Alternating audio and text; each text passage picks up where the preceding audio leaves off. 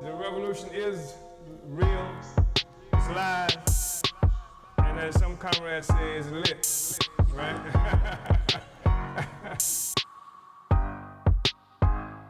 Lit.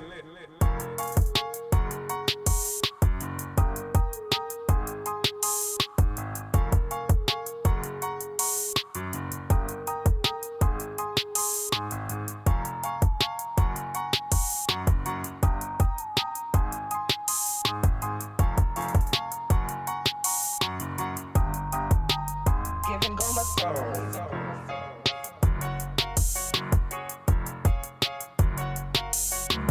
Real, live, lit.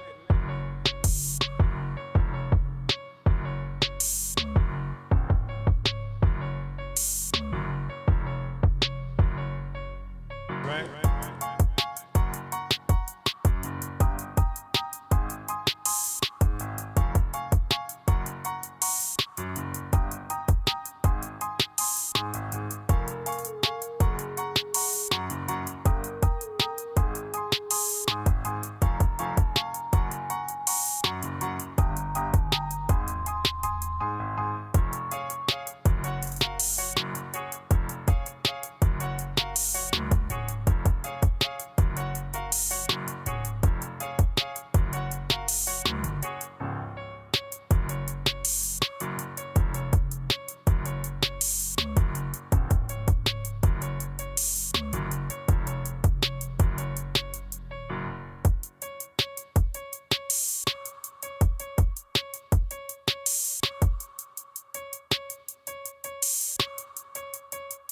The revolution is lit. Uhuru Comrades, and welcome to today's Omali Taught Me Sunday Study featuring Chairman Omali Yeshitela.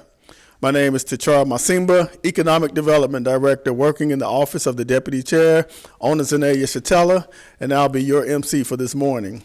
We thank you for your continued support and patience with us over this last month with major events happening in our party in various places throughout the world. Today's study will be from the political report to the 2017 APSP plenary titled Putting Revolution Back on the Agenda, pages 38 through 54. Our party has the benefit of 45 years of revolutionary leadership. You can follow along with the document linked in the Facebook and YouTube description. Our party is experiencing tremendous victories everywhere we are located, and we are growing every day. These victories come as a consequence of the decades of leadership, 45 plus years of foundation being established to complete the Black Revolution. Those coming into the revolution by participating in the international Uhuru movement don't have to worry about reinventing the wheel. The work is clear-cut. The organizational structure is tight. Our political program is sound, and our theory of African internationalism is irrefutable. At the center of this is Chairman Omali Yeshitela, who took up the struggle more than 50 years ago, providing the leadership out of the brutal assault on our movement by the U.S. government's counterinsurgency program. It is because of him that we are able to adopt these decades' worth of revolutionary struggle as our own and contribute to this process in all the ways we can think. It is my honor to turn it over to the greatest revolutionary leader in history, the one who will take us through this study today, Chairman Omali Yeshitela. Uhuru.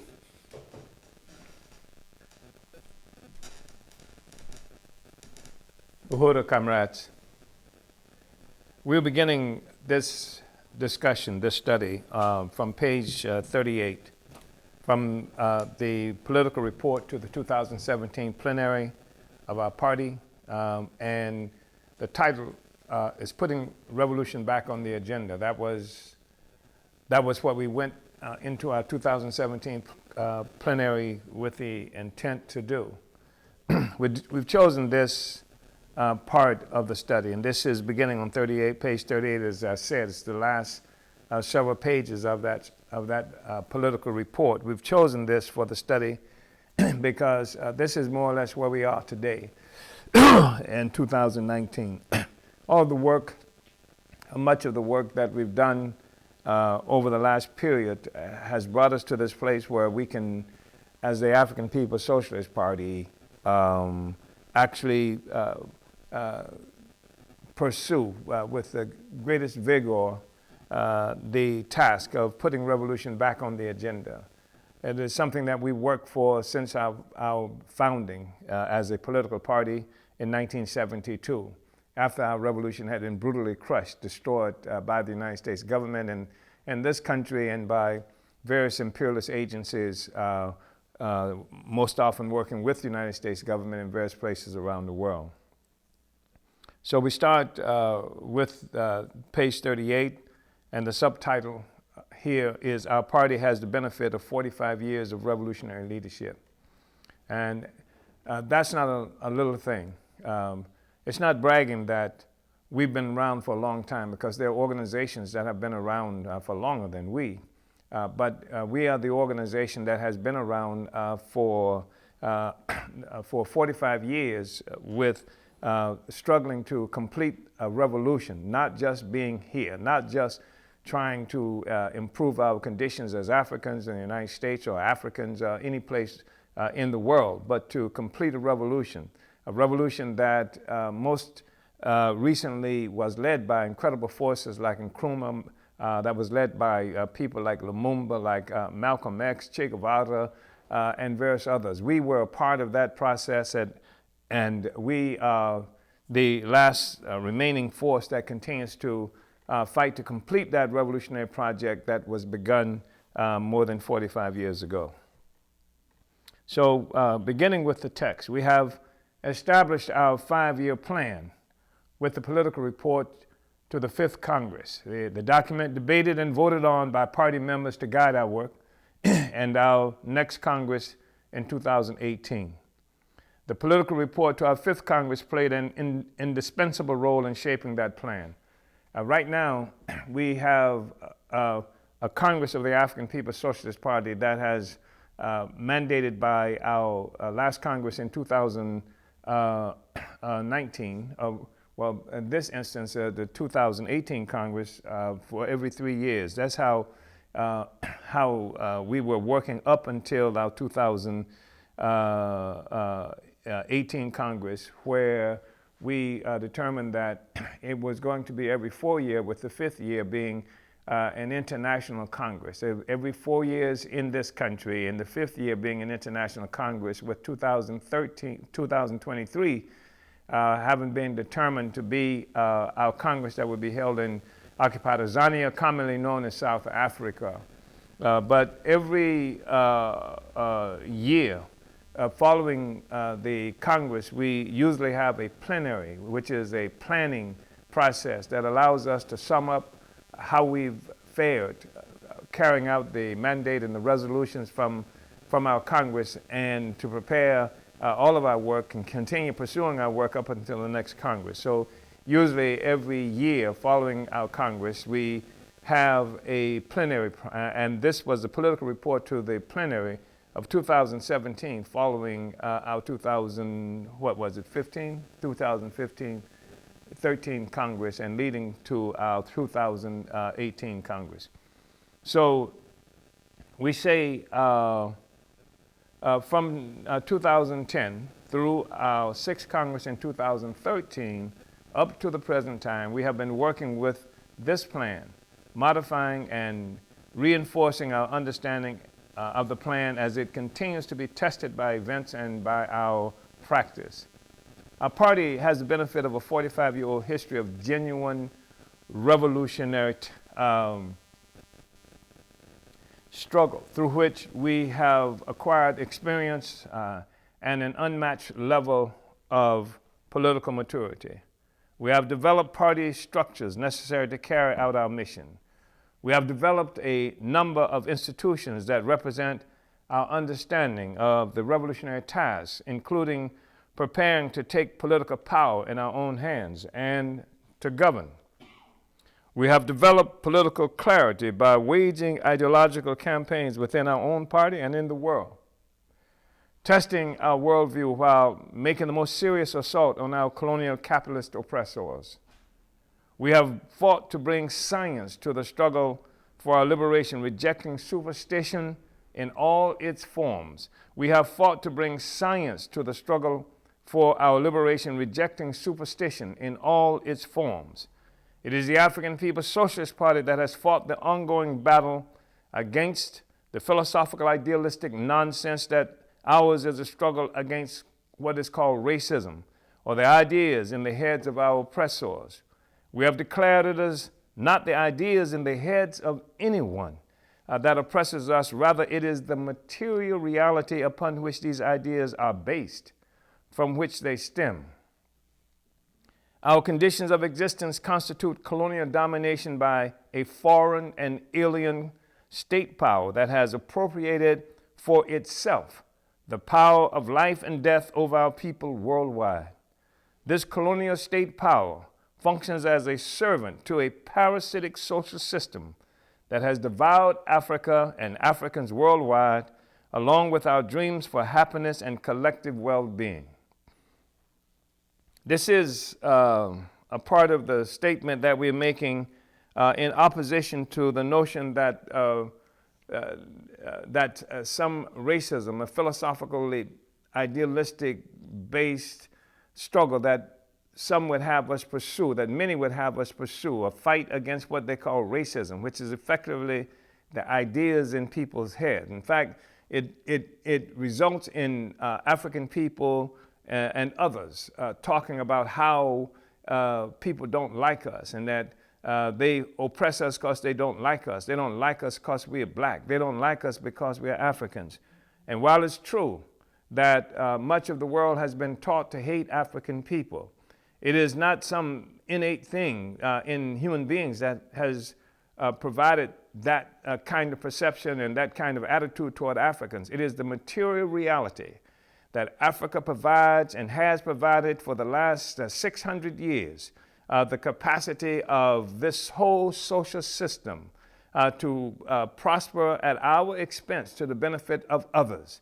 And in order to justify the theft of black people, the theft of the resources of black people, the theft of the resources of Africa, to justify the ongoing repression of our people in the United States and around the world, we have seen flowing from this social system, this economic base of slavery and oppression, a body of ideas that gives justification to and permits all people who benefit from our exploitation, permits them to hate us and inspires them to hate us, lest they turn loose our resources, unless Africans take back what belonged to us.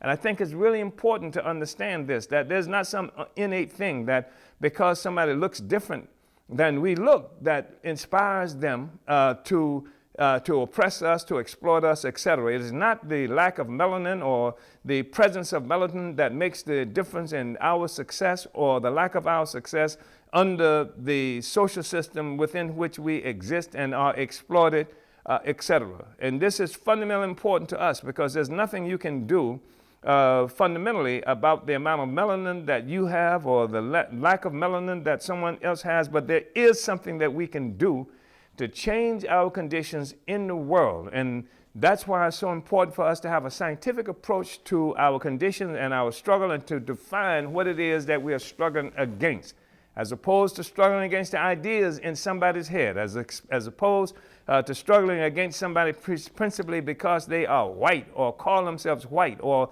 this phenomenon of white people has come about in the world. We have a struggle based on the fact that this structural relationship that we have with a social system that came into existence, that maintains its existence through stealing the value produced by African people and Africa and all of our resources. And this is the basis of the success, if you will, of Europe, of white people, of capitalism, of a social system.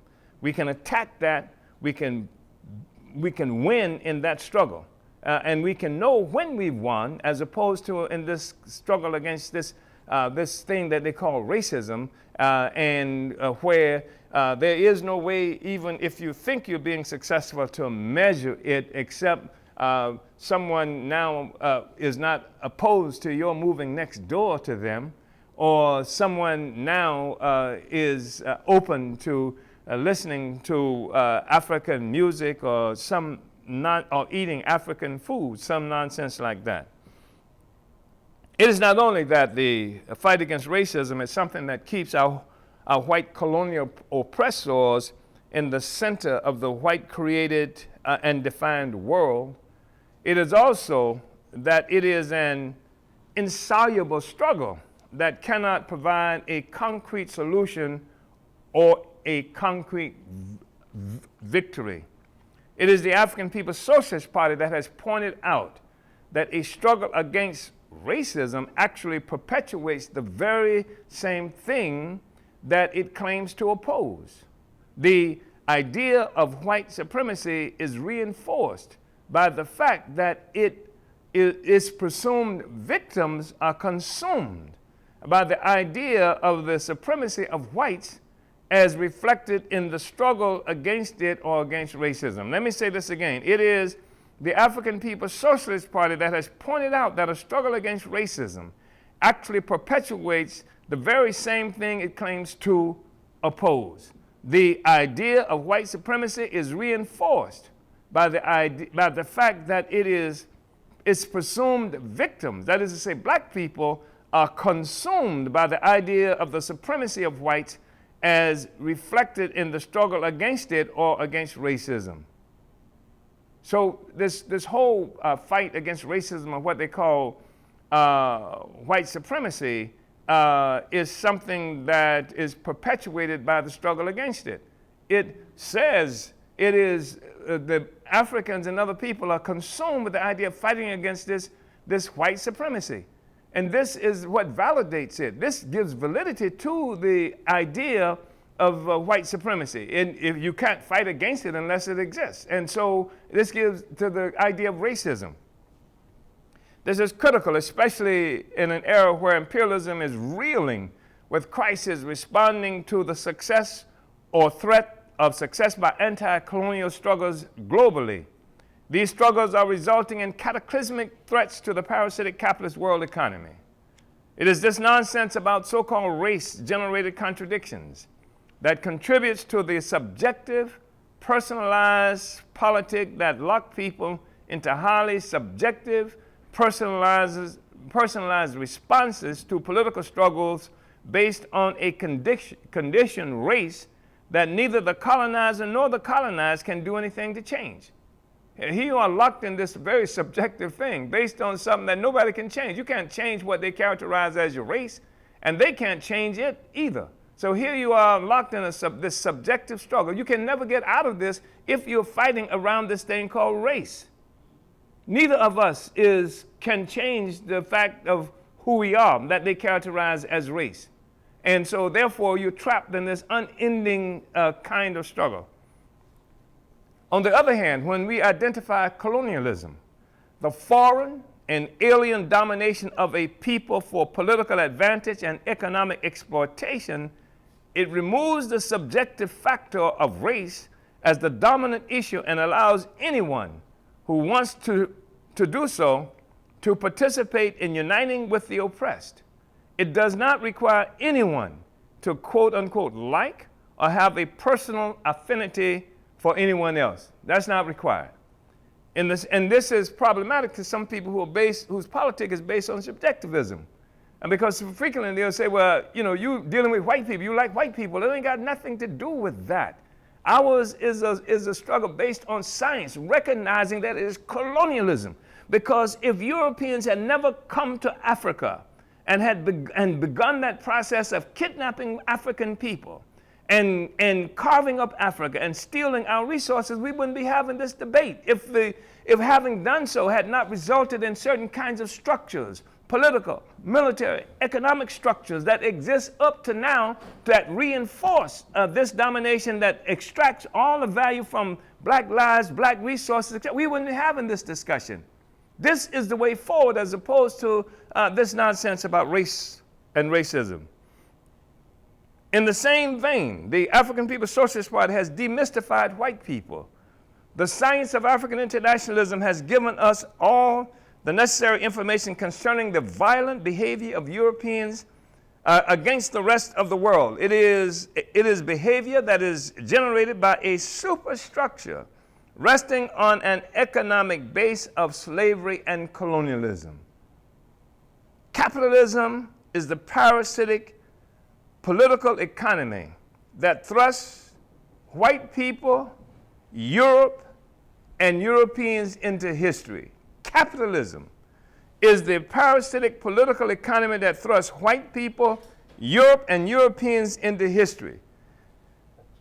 This is not to say that the people who we call white have not looked like this for almost ever. That's not the question. But they were not called white. There was no such thing as white people. There was no such thing as Europe until the advent of capitalism, which changed the world. This whole struggle that changed these people who lived in what we now call Europe, transformed them from warring tribes whose particular struggles and issues were concentrated among themselves, that define themselves in relationship to each other. It is only with the advent of slavery and colonialism, when Europe began to go out and capture African people and to dominate and steal resources from the rest of the world, that you saw this invention of the white man. And this was something now where these people who lived in what we call Europe today began to define themselves not in relationship, primarily not in relationship to each other, but now the primary contradiction, the primary relationship, the primary definition was this group of people who were extracting and stealing value and resources from us versus the rest of us. This is the advent of the white man. So the white man and Europeans did not exist before that. Capitalism, spawned by slavery and colonialism, yanked bedraggled warring tribes and people located northwest of Greece into a coherent group tied together by a common economy and sense of sameness that owed its unity and success to world slavery. This is the advent of capitalism. This is the advent of what we call race and racism. This is the basis of the ideas in the heads of white people that it stems from this economic base of slavery and colonialism. And so now you got a whole people whose success, whose prosperity, whose everything that they have is based on what they continue to steal from Africa and from other peoples around the world. This is the whole world economy rests upon that foundation. That's where the ideas come from. That's why it's so easy to hate the dirty Arab, because you're stealing their oil and because you need justification of using all kinds of brutality and violence in order to maintain that relationship of oil theft, because you can now create political structures using extreme violence to determine who is going to preside over that territory that we call Arab countries or the Middle East, etc., so that it makes sure it's now a part of the world economy that you connected to, that you control. It's a part of the political scenario that you have developed and institutions that you have created. All the ideas, all the ideology, all the political institutions that exist in this world society, institutions and ideologies that owe their existence and basis to the economic base of this world society, this world economy that came into the existence as capitalism. So, the African People's Socialist Party, our party, this is, by the way, what we are doing is defining and explaining an African internationalist interpretation, the basis that we have for investigating and analyzing the world. It's based on historical materialism. It's no fanciful stuff, no boogeymans, no spooks, no philosophical idealism, concrete the world. We examine the world. You want to understand the world? Examine the world. If you want to understand, what do they call it, when you look at horoscopes and stuff like that, examine horoscopes. If you want to understand the Bible, examine the Bible. If you want to understand the world, examine the world. And that's what African internationalism teaches us. And that's how we've come to certain kinds of conclusions.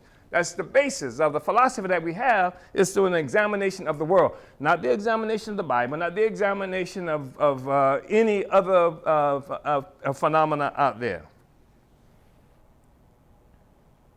So that we say the African People's Socialist Party, our party, identified that the struggle against colonialism represents the critical front in the war against capitalism, the enemy of all humanity. We founded the African People's Solidarity Committee because we are philosophical materialists. We understand that history that theory is meaningless if it cannot be implemented, and that the concrete existence of the African People's Solidarity Committee under the leadership of our party is a material manifestation of the correctness of African internationalism and our theoretical interpretation of the role of white people in relationship to our condition and our struggle. So, obviously our approach is different from those who have concluded that the white man is the devil, or those who have, and that's the basis of our contradiction, or those who have concluded that white people are genetic mutation, and that's the basis of our contradiction. We're not geneticists and cannot give some kind of explanation for what might be some difference in terms of the genetic construct of Africans versus white people, or Africans versus Asians, or Africans versus anybody else. We're not geneticists. And what we have concluded is that genetics is not the basis of that, because no matter where people are, no matter if they're Asians or what we now refer to as white people or refer to as Mexicans and other peoples, the reality is that all people have a single thing in common. And that is all the societies that give rise to, born of human beings, have as their primary basis, the motivating force, the creation, the production of life. Without life, there is no genetic mutation. There is no religion or anything like that. It is life that allows for there to be human beings. It is life allows for there to be religion and all this other phenomena. So what has to happen is that we have to live first. We have to live as a condition for anything else. And so that's what African internationalism teaches us. That's what a dialectical and a materialist approach to examining the world teaches us. We must have life as a condition for anything else, and therefore the production and reproduction of life is the primary driving force in all human society. How do human beings produce and reproduce life? Well, some of it I know you know about, and Europeans do everything they can to make sure that you are not successful in producing and reproducing life.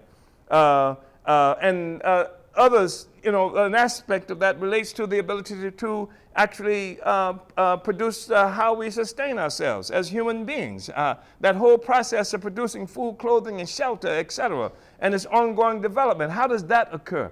And it's the interruption or intervention in this process and the process of actually reproducing ourselves as human animals that are the determining factors of life for all human beings, So the African People's Socialist Party put the issue of reparations for African people on the political map in the United States and the world. We did not invent the issue of reparations, and we were not the first to organize around the demand. However, our party is the first to make reparations a mass issue, having determined in 1980 that we would make reparations a household word, and successfully doing just that. In 1982, we created the first World Tribunal on Reparations for African people in the U.S. alone. And we did this by ourselves, although we made every effort to do so in unity with existing anti-colonial organizations at the time. This is part of the process that helped us to understand class struggle within the struggle for national liberation. because the working class, the African People's Socialist Party, has never run from or hid from the reality that we are a party of the advanced attachment of the African working class. We are the vanguard of the African working class. This is the critical sector in our world, in our life, for making revolution, overturning the social system that now crushes and oppresses us and creating a whole new world. This is the only social force that has a fundamental interest in overturning this, as opposed to the African petty bourgeoisie that can be opposed to national oppression, national by subjugation by a colonial power, but not necessarily have as its interest, as its inherent basic interest, overturning the kind of social system. So we have seen over the last period of time struggles that have resulted in what we call independence, but the masses of African people our conditions haven't changed at all, because the African working class has had to have its own party that's about not just changing how the one who controls the system of exploitation looks, whether that person is black or that person is white or something else, but overturn the entire social system, that we don't have a social system based on exploitation, but we have a social system that recognizes that if you have people who are engaged socially in producing life, then socially that group of people needs to be the ones with the responsibility and the authority in that society, owning and controlling the product of our labor, our socialized labor. And there should not be a socialized labor on the one hand and then private ownership on the other hand. This is the conclusion that we've come to, and why we have built the kind of party we build. And this is the thing that distinguishes the aspirations of the African working class for power, for control from the African petty bourgeoisie.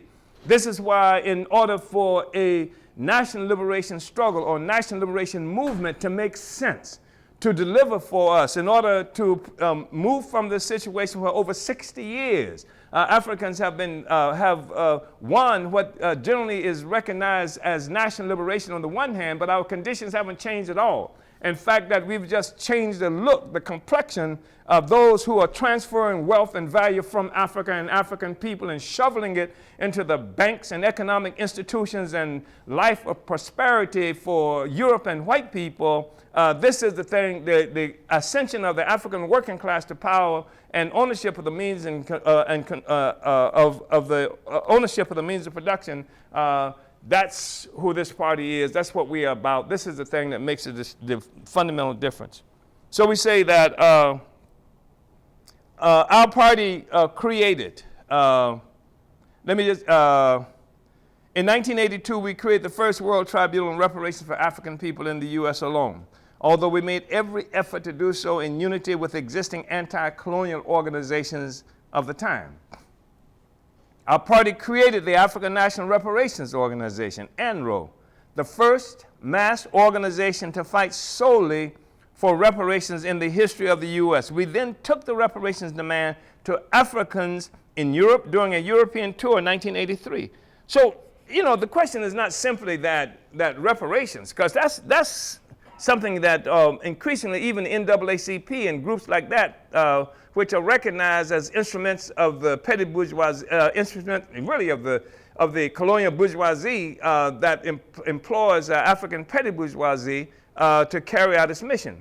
Even the NAACP now, how do you avoid the reality today in 2019 that the success, that all the resources that the white world possess comes from theft of African resources? You have to acknowledge that today. So now what we have is a situation where reparations is a household word increasingly. So even forces from the Democratic Party, which is the ruling party of the United States, one of the ruling parties of the United States, is able to talk about reparations. The question then is, what does that, like any other struggle we involved in, to what end? What is reparations to do? What is it to mean? So you're going to pay off African people now so that we don't have demonstrations in the streets, so you can kill people with impunity, continue to kill people with impunity, and can say, well, we paid them off? No. The objective from the party, reparations is a is a function of the revolution. It is a unifying demand that responds to the concrete relationship, the structural, political, ideological relationship that African people have to Europe and all the value and wealth that's stolen from them. And it also explains the reality of Europeans living on stolen land that's called America, etc. It deals with all of that. Only the African working class has the ability to do that, because otherwise you can have the African petty bourgeoisie who will accept the payoff in its own name or in the name of the African people, and accept the payoff on indigenous land as a way to prevent struggle, to nullify the struggles of our people, and ultimately end up forming a united front with white power, with imperialism against the indigenous people, against the Mexican people, against all these other people who have been ripped off and whose resources are required also for the success of the social system. So yeah, white power will pay us off as a part of the process of uniting the imperialist system to maintain the resources that is stolen before. They paid Mobutu. Mobutu became from Congo, helped to kill Lumumba, was one of the richest persons in the world. They pay him, give him all kind of money. They do that to the neo-colonial forces all around the world and inside the United States. They do it legally, they do it illegally, they do it in front of people, they do it behind the backs. This happens all the time, and it does not benefit the masses of the people, only the party. The advanced detachment of the working class can make sure that what we call reparations and payback to the African people results in an actual development for the conditions that Africans are confronted with, and a transfer of real power from one system to another system that has to come through its overthrow. I hope that's clear. So, we expanded the demand for reparations beyond stolen labor during slavery to include the theft of stolen value even since the formal end of slavery that occurs in 1,000 different ways, including the theft of life itself through colonial conditions and health disparities that reduce the African lifespan. We've done more than that. Because if you look at reparations the way we talk about it, and this is important what we've just said, because you say reparations for every life that was shortened as a consequence of this expropriation of value. It's an expropriation of life itself that Europe has imposed on us, a system of expropriation of our life. We just said that the fundamental driving force in all human society is the struggle to create or to produce and reproduce life. If something intervenes in that process and makes it impossible or complicates the ability to produce life, that's a theft. That's a theft of life. That's a theft of value. How do you pay that? That's one aspect of it. Another aspect of it is this, and I think this should be made perfectly clear. This is from the African People's Socialist Party. This is an African internationalist understanding of reparations, that every living white human being on the planet Earth owes its existence to slavery and colonialism. Steve Jobs, the guy with the big eyeglasses who owns Microsoft, all these people who you talk about the value, how rich they are, what they have, that's owed to us. Because they wouldn't be alive without slavery. They wouldn't be alive without colonialism. Not only was life taken from us, it was given to white people. So how do you quantify that? There's nothing. There's no value that has been created that does not have as its basis in slavery and colonialism, the theft also of the land of the indigenous peoples here and around the world. How do you quantify that? You owe us everything. That's the perspective of the African People's Socialist Party.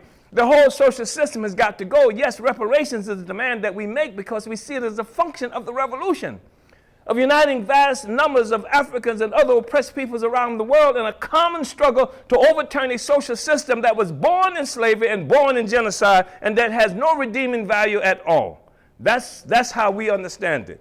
And so we support the demand for reparations and advance the demand for reparations with the objective of taking power for the African working class, in solidarity and unity with all the other oppressed peoples around the world. Reparations are simply an aspiration, a wish for the African liberation movement except for us. The question of how we get reparations and to whom they should go are questions that are being resolved daily by our party and the relationship of our party to the African People's Solidarity Committee, whose very existence revolves around the question of reparations to African people. Reparations are being collected by the solidarity forces working under our leadership, and the reparations are being used in the arena of anti-colonial economic development. The reparations demand is not a wish or an aspiration. It is real, thanks to the creative application of African internationalism by our party.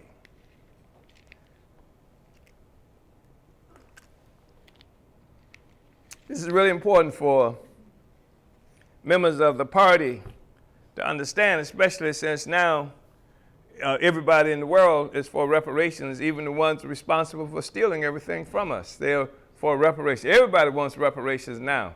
And they want reparations as a means, again, of creating a steam relief valve in this pressure cooker that is representing the crisis of imperialism based on the theft of our resources. We say reparations are being collected by the solidarity forces working under our leadership, and the reparations are being used in the arena of anti-colonial economic development. The reparations demand is not a wish or an aspiration. It is real, thanks to the creative application of African internationalism by our party. We waged mass campaigns during the 1970s that served to keep our struggles and alive, even after the defeat of the Black Revolution of the 60s. It's really, I want to just comment on that. I saw a book the other day. It's a relatively new book, I think, and I can't think of the title of it, except it has something like visions in the title. I remember that. And someone gave me this book as a gift that they thought I should look at, because this was something that used scientific, quote-unquote, data to get a sense of how African people interpreted our reality, and concluded that basically that Africans in the United States are essentially nationalistic, that there's a strong nationalist stream in the African population. And without, I don't know if the book said that or not, but even Obama's election can be attributed to a kind of a stream of nationalism. They voted for Obama because he's black. And that's why Africans voted for Obama, because he's black. And that's because there's this strong sense of sameness that exists among us that can be reflected, can be understood and experienced as nationalism. But this book that I was talking about, and I was responding to the statement, we waged mass campaigns during the 1970s that served to keep our struggle alive, even after the defeat of the Black Revolution of the 60s. Because the Black Revolution of the 60s was defeated, crushed, wiped out. And that's why the 70s, for many, these historians and people who are pundits who write about the struggle in this country, was like a period of non-activity. But that's not true. And this book said that something about police repression and the unwillingness of African community to make violent struggle is what reduced or eliminated the Black liberation movement, or crushed it, or kept it, or nullified it in the United States, except, it said, for a few organizations like the African People's Socialist Party. It says nothing else about the African People's Socialist Party here. All of that 70s, 1972, the founding of the party. For what purpose? To complete the Black Revolution of the 60s. They can acknowledge what happened in the 60s, but we're saying we kept it alive. And I could recount for you right here the myriad of struggles that the African People's Socialist Party led in the 1970s, not the least of which is the struggle for Desi Woods, not the least, and we may say something a little bit about it here. But the fact is that for many people, the struggle dropped off the radar with the 1960s. The murder of Malcolm, the murder of King, the more than 800 members of the Black Panther Party arrested, the 30 or so that we know that were assassinated in a short period of time. This disappeared the struggle for many people, but we were in the trenches. We were in the trenches. It's one of the reasons we can say that it is because of the African People's Socialist Party that the Black Revolution of the 60s continues to live today, and we have defined it. And the fact is that it was we, the African People's Socialist Party, that summed up the significance of the Black Panther Party and Huey P. Newton, and the fact that Huey P. Newton made his last political speech in the Uhuru House in Oakland, California, in the African People's Socialist Party event that was called specifically for the purpose of defending the Black Revolution. After Huey was murdered, and the U.S. bourgeoisie and all of this media had decided that they would use Huey P. Newton and the Black Panther Party as the means by which we would attack and destroy the significance of the Black Revolution of the 1960s. It was our party that said that we would define who Huey P. Newton was, and it was we who said that they didn't hate Huey P. Newton because of what he was the day they killed him. They hated Huey P. Newton because of what he represented at the height of the Black Revolution of the 1960s, and they wanted that to disappear. But it didn't disappear. That's why we're having this discussion today. And this is the significance of the African People's Socialist Party. And everybody who is a member of our party and of other people should understand this quite clearly. So we said that we waged mass campaign during the 1970s that served to keep our struggle alive even after the defeat of the Black Revolution of the 60s. We conducted national campaigns to free political prisoners like Connie Tucker, a member of our party, and Desi Woods, the African woman who killed a white man with his own gun in Georgia when he attempted to rape her. We organized the mobilization to free Desi Woods in Atlanta, Georgia in 1977. That was the first major African anti-colonial mass mobilization since the defeat of our revolution. Although the African Revolution of the 1960s was defeated, our party has never stopped fighting. We provided leadership after the mass arrests that followed the assassinations of Che Guevara, Patrice Lumumba, Fred Hampton, Lawrence Mann, Malcolm X, and Dr. Martin Luther King. We participate in the political struggle of today, not as newcomers, but as the leaders who have brought our people this far during the most difficult of times, as the party that is determined to put revolution back on the agenda as the only solution to the bitter conditions Africans and other colonized people face daily throughout the world.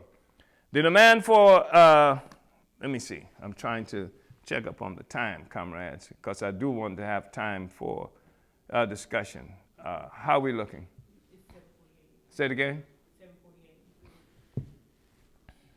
The demand by African people for national liberation is a demand that recognizes the fact that we are colonized, that the African nation as a whole lives under foreign domination. We are colonized. The African nation as a whole spans the globe, and we live under foreign domination. We have been waging this concerted struggle for 600 years, since the Portuguese invasion that initiated the capture and enslavement of African people in 1415.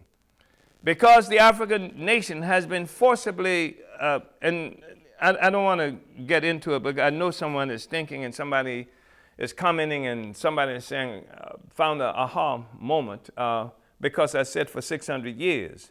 And they're saying, well, hell, the Arabs, began slavery, 1,500 years. They engaged in the slave trade for something like 1,500 years, 3 times longer than did Europe. And that's not something we are ignorant of. But what we are trying to define now is the advent of capitalism and the social system that has entrapped us today. And the truth of the matter is that there's not an Arab state or an Arab entity that we could fight against that would result in our liberation. The fact is that the Arabs too live under the colonial domination that has come into existence with the advent of the enslavement of African people and the colonization of African people. So it's not ignorance that informs the statement, it's clarity that informs the statement that no matter how you might dislike or if you have reasons to think you should dislike an Arab, you shouldn't make the mistake of assuming that every grievance that we have against every people is equal, and that to recognize this history with the Arabs is equal to recognizing this relationship that we have to white power, to imperialism today. This is the whole social system, the world economy comes from this advent, this invasion of Africa by Europe that transformed the entire world. And I think that's the point that we want to make. And the other thing about that, if we don't understand that, we'll do like the anti-racists would have us do. Everybody is the enemy except black people, and you don't have the ability to even utilize or take advantage of the contradictions that exist inside the social system itself between different forces, contending forces, etc. You're just out there by yourself. And so if, in fact, the Arabs, sector of the Arabs, and certainly the working class, I'm not talking about this sellout lick-spittle group that works in Saudi Arabia and with Saudi Arabia and all these other forces that oppressing their own people, their own workers, etc. But the thing is that every force that is struggling against imperialism, we need to find a way we need not to find ourselves in a situation where we cannot unite in this struggle to defeat this enemy as the African working class, with the interests of Africa and our people, and ultimately, as a consequence of that, the interests of the toiling masses of the world informing what it is that we do. Right? You understand? This ain't personal, as the gangsters like to say. You know. So that.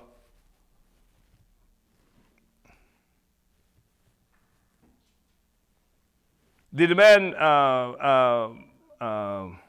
by African people for national liberation is a demand that recognizes the fact that we are colonized, that the African nation as a whole lives under foreign domination. We've been waging this concerted struggle for 600 years since the Portuguese invasion that initiated the capture and enslavement of African people in 1415. Because the African nation has been forcibly dispersed throughout the world, the struggle for national liberation has naturally traveled with us as part of the process that gave rise to the capitalist system as a worldwide system. Because the African nation has been forcibly dispersed throughout the world, the struggle for national liberation has naturally traveled with us as part of the process that gave rise to the capitalist system as a worldwide system. It's important to understand this. This is dialectics as opposed to some metaphysical understanding of reality, as opposed to some static thing. You don't understand the world just as it is. You understand the process that brought it here, and that helps you to understand where it is that we have to go. If we were captured and oppressed in Africa and dispersed around the world, the struggle for national liberation didn't start in the United States. It started with the attack on Africa. And every place that we've gone, we carried that struggle with us. And if you don't accept that statement, all you got to do is look at the conditions of African people everywhere, and you see that everywhere we exist on the planet Earth. We are oppressed, our resources are stolen, we are insulted, we are humiliated. All of everything, the reality that we can have confronted with as an African people has a single origin, and that's the attack on Africa. And so the national liberation movement, the national struggle, the struggle for the liberation of African people that began in Africa is in Haiti. It's in Jamaica. It's in North St. Louis in the 5th Ward of Houston, Texas. It's in all of these different places, you see. And it's a trick, it's a trap when you're locked into this situation of seeing the world in a non-dialectical fashion. That for you, history begins at where you are today. That's why people find themselves trying to forever be in this process of looking at slavery as the beginning of our history, the enslavement of African people in this country, because that's where you are. If you can't go to Africa, then your history began in a cotton plantation somewhere in Mississippi or some other place like that. Our history didn't begin as slaves. It began as free people. You can't even demand reparations if you talk about history beginning as slavery. What are you complaining about? That's where your history started. That's why these American descendants of slaves, this stupid, silly, it's not that. It's invasive. It's police-related, that somehow we are American descendants of slaves. How the hell can we be this? We're not descendants of slaves. We're descendants of free people. Free people. And that's really critical in terms of a dialectical approach to how we understand the world and where it is that we have to go. The concentrated self-conscious struggle for African national liberation reached its apex under the leadership of Marcus Garvey and the Universal Negro Improvement Association and African Communities League in the first quarter of the 20th century, informed by the slogan, Africa for Africans at home and abroad. Since that time, after many setbacks, serious class-based battles within the African community, and the establishment of neocolonialism as a generalized condition for African people, we are forced to look beyond national liberation to the question of the kind of society we are fighting for and to identify the social forces necessary to achieve it. Africans, a once free people, existing within our own independent economies in Africa, have been transformed into commodities, first capital, and producers of capital, first workers, within a social system defined by the relationship between capitalist. What time is it now? 7:56. Okay. Okay, listen, Africans, a once free people existing within our own independent economies in Africa, have been transformed into commodities, first capital, and producers of capital, first workers, within a social system defined by the relationship between capitalist production and producers, resting on a foundation of slavery and colonial domination of peoples and territories. This is a really important paragraph. I hope people will pay attention to that. Take a look at it. We were the first commodities. We were the first commodities of capital. What is a commodity? Yeah, something that's produced for the purpose of selling it, for the market. And we were the first workers. Don't tell me anything about the working class in Paris and what have you. The first capital, the first workers. We were thinking capital, and we were the first workers. National liberation serves the purpose of freeing Africans from direct foreign domination. However, direct foreign domination is not necessary for vicious, life-draining economic exploitation, either by foreign or domestic capital. National liberation under the leadership of the African petty bourgeoisie leaves in place a system of exploitation. African toilers, producers, continue to be exploited under the aegis of a domestic flag, maybe as in Libya, a red, black, and green flag, right? So the African petty bourgeoisie, I mean, it's most often vicious. It's been trained by the imperialist forces themselves. They have disdain and contempt for the African working class and treat us with disdain and contempt, even though we are the ones who feed everybody, right? So to be victorious, our revolution must take place under the leadership of the African working class. This is the role of the African People's Socialist Party, the advanced detachment, general staff of the African working class. Only the African working class, aligned with other toilers, especially the poor peasants, has a stake in destroying the entire system of exploitation and all of its attendant structures, including the artificial borders that exploit Africa but function as the incubators for the reproduction of the neo-colonial petty bourgeois class as a social force. Only the African working class is compelled to fight for the destruction of class society and the exploitation that produced it. Under the independent revolutionary leadership of the African working class, organized under African internationalist principles, victory will mean the defeat of foreign imperialists and their domestic minions. It will mean that the toilers, the workers, and poor peasants in particular, will become the new temporary ruling class, the custodians of the means of production now owned and controlled by capitalists, mostly foreign. Liberation under the leadership of African internationalists informed workers organized in the African People's Socialist Party will mean the end of economic exploitation. And once the imperialists and African petty bourgeois neocolonials have been crushed, the end of all exploitation. This means that African women who will play a fundamental role in the liberation of our Africa will rise to full stature with all the rights and authority this infers. This means a major assault will be made against all restrictions on the rights of women that hide under the flimsy and in most cases false mask of tradition. Nor will African liberation under the leadership of the African working class tolerate social, economic, and political oppression of sectors of the African nation working class because of spurious bourgeois morality. We condemn the morality and relations that permit Europeans, white people, imperialist corporations, countries, and neo-colonial thugs to exploit our people's life and resources in Africa and to flaunt the laws protecting sovereignty, the environment, and customs with impunity while attacking African people and the working class based on sexual orientation or relations between same-gender-loving individuals. This is a really important statement.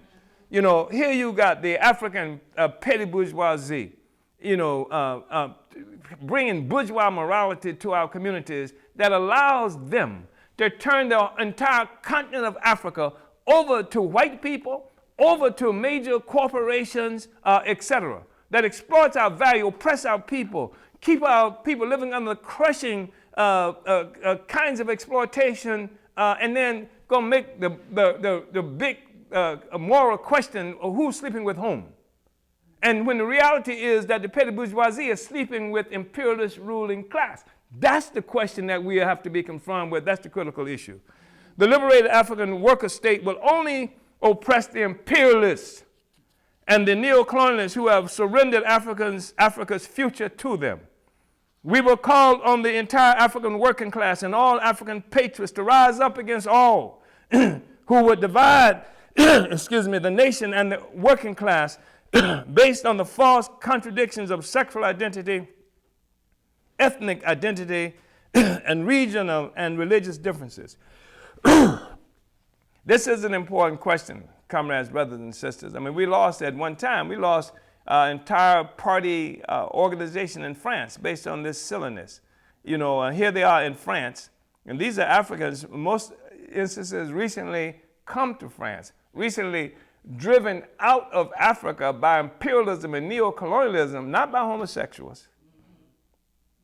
Or that we know of, could have been homosexuals, could have been imperialist homosexuals, etc. They were white. That was the fundamental thing, you understand? And now they are saying that Africa must continue to be divided and the working class must be divided based on some sexual orientation. What you going to do? You going to sit around and see who's sleeping with whom as a condition? Is this now become a criteria for making the revolution? That's, it's something that works against us. We have to be opposed to it. And we have to be non-apologetic about this stance that we have. The African revolution that liberates and unites African people under African internationalism, the organized, conscious, and victorious leadership of the African working class will be the death knell of imperialist white power and capitalism as a world economy. It will finally allow for the African workers to take social possession of the means of production. Our victory will mean the entire process of production. Mining, building, manufacturing, shipping, distribution, etc., will occur through workers' councils throughout the production process. This will guarantee safety and creativity throughout. Workers will not approve going into mines that are unsafe, and the improvement in the productive process will not be motivated by profit that has no regard for safety and proficiency otherwise, but by the needs and aspirations of workers as producers and consumers. Additionally, and this is important because the capitalist puts forth this notion that there cannot be development the way Africans perceive world and relationships, because for them, individualism is the driving force. That if you got to be for the individual who is striking out and trying to do something is the thing that makes all society progress. We're saying and that if it's not profit-based, then you have stagnation. And we say that's crazy. That the reality is that what will make productive, what will create real productivity is the needs of the people, because now the people are in charge and say, we need this, we need that, we need this, and then therefore that's the thing that will allow for and really create incentive for production as opposed to profit. When you have production based on profit, you see what the outcome is, and we'll say something a little bit about this as we move forward. And I want to try to make sure that we are using this time wisely.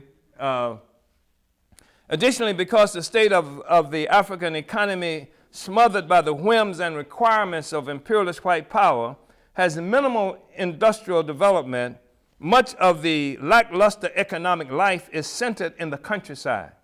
The African internationalist revolution will be the first major step in the world in resolving the contradictions between the city and countryside.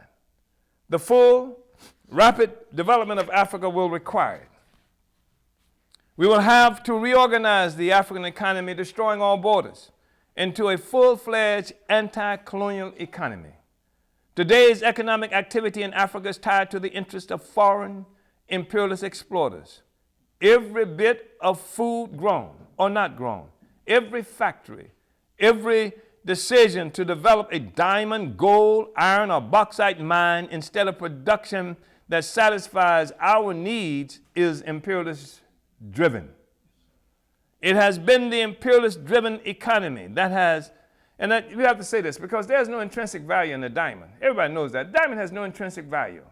And it is a created entity. I mean, that, you had somebody like Cecil Rhodes, a butcher and a horrible creature in terms of an imperialist force that has enslaved, murdered all kinds of African people, that now goes into Africa and is participating in what has come to be the Kimberley mines, etc., and that raise up this diamond as something that has this intrinsic value, and then keeps it off the market so that it appears to be valuable, etc. That's why this whole blood diamond thing came up, because with diamonds now in the possession of Africans flooding, regardless of the intent of the Africans, flooding the market, then it drives down the value of the diamonds, quote unquote, that's owned by people like Cecil Rhodes, his heirs, and the corporations, etc. But, in the places where people are digging up diamonds with no intrinsic value, I mean, we need to be growing food. We need to be building infrastructure, highways, and other kinds of stuff to take care of our people. Instead, what we're doing is building an economy based on not what African people need, but based on what Europe and the capitalists of the world require. It has been the imperialist-driven economy that has driven so many African men, women, and children from the artificially created, cruel conditions of the countryside into unsanitary and overcrowded, cultural crushing cities. The African working class, as a transitory ruling class, will organize production based on the real needs of the people rather than the contrived, profit-driven and profit-motivated needs of the capitalists. Collective housing, neighborhood councils with the power to solve domestic problems, efficient public transportation, African educational systems, and this should be illiteracy eradication campaigns. It says literacy eradication. Illiteracy, because the imperialism was literacy eradication. Illiteracy eradication campaigns, centers for music, cultural development and socializing, birthing programs and socialist care for our elderly, time and centers for reflection, revolutionary rehabilitation programs, barefoot doctors deployed into the community as in China and as in Cuba. Places where lovers can go for privacy will become ordinary features of life, overturning the horrible day-to-day grind that characterizes our reality today. Even the form of the family will be reorganized under the dictatorship of the African worker state. It will allow adults to enter into agreements of relationship that are free from economic compulsion. Women will be assured economic independence, so financial duress will not be a factor that determines their commitment to a relationship nor enslaves their emotion. Financial duress will not be a factor that determines their commitment to a relationship nor enslaves their emotions. What I mean by enslaves their emotions, when you have to be in a relationship with somebody based on the fact that they pay the mortgage, that they are the ones who bring in the money that keeps the rent paid and all of this other kind of stuff, you can't be sure what your feelings are about this person. I mean, you might be loving this person because they provide the bills and you know, those kind of resources. But women in command of their own resources as a part of the socialist complex, as a part of the organization of our society, women who are not reliant, let me put it that way, on this individual man can have free emotions. They can go into relationships clear of what their feelings are about somebody that's not affected and not enslaved to capital, right? As it is now, even emotions are enslaved by capital and capitalism. The immediate role of the African worker state will be to function as a protector of society against incestuous, exploitative, and oppressive relationships and their consequences. African men and women can determine whatever arrangements they contract among themselves with the state, functioning as arbiter until the time when the rule of habit and tradition overturns the rule of the state that becomes unnecessary in human affairs. I hope you understand that.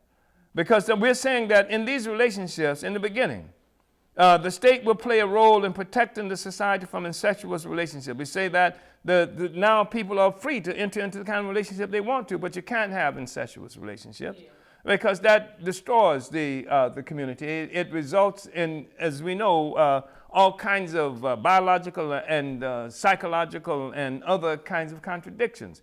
So society has to be protected from that. Society has to be protected from violence in our relationships, et cetera, but the state plays a role until that time where the rule of habit and tradition overturns the rule of the state that becomes unnecessary. The state becomes unnecessary in human affairs as we change the whole nature of the society, et cetera. Our party also has a deep commitment to the well-being of our African children. Recognizing that under the system of parasitic capitalism, our children live with daily trauma.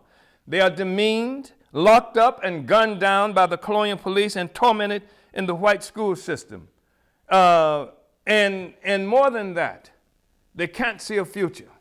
And that distorts a personality, that distorts their development on so many different, they can't be creative and inventive as they would otherwise if they could perceive a future. The future that they perceive has severe limitations placed on it by this relationship we have with imperialist white power.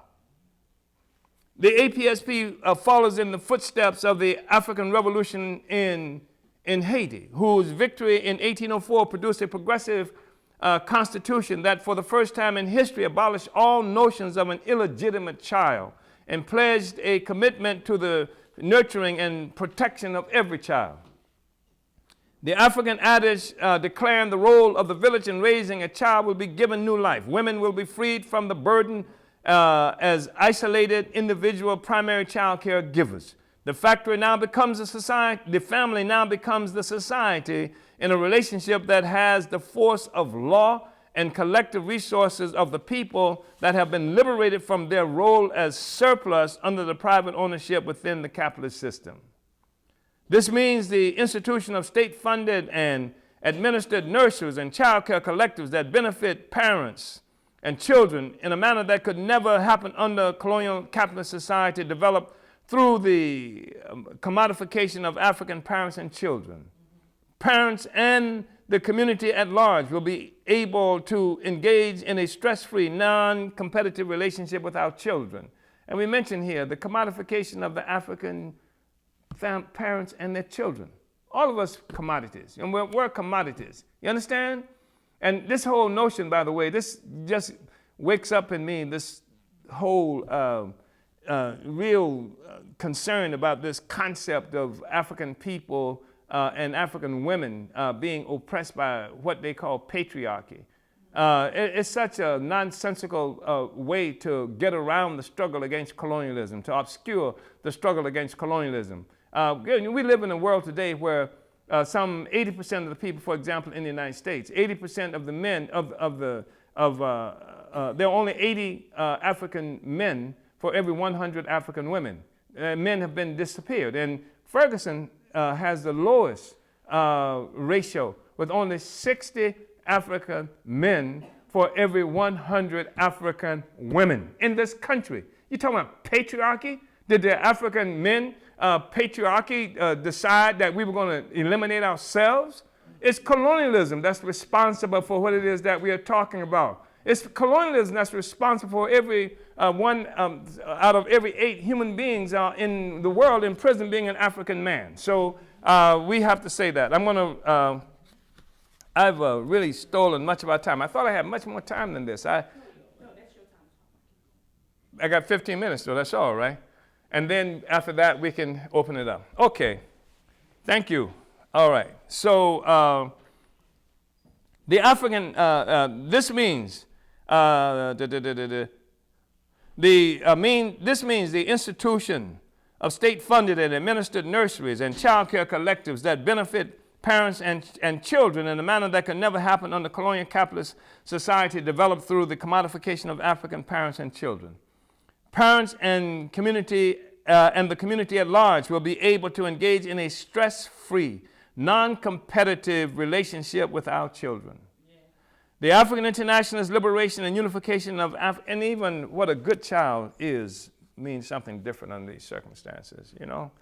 And we have to, the pressure that's not often recognized that we are under to make our children act a certain way as Africans because they live in a colonial capitalist society that will crush them, destroy them, wipe them out if they act different, if they are out of place, if they, and with laws have been created to snatch them up and put them in prison, to kick them out of school, to got special centers, children prisons and stuff like that. I mean, think about this, how we could treat our children if we didn't have to be so concerned that if this child doesn't act right, the consequences in this society will be so horrible. Yeah. A child that's different, an African child is different, which may be an expression of a particular genius that this child brings into the world. That child is a threat, is threatened by the colonial existence that we have. Everything is affected by this. We are African internationalists.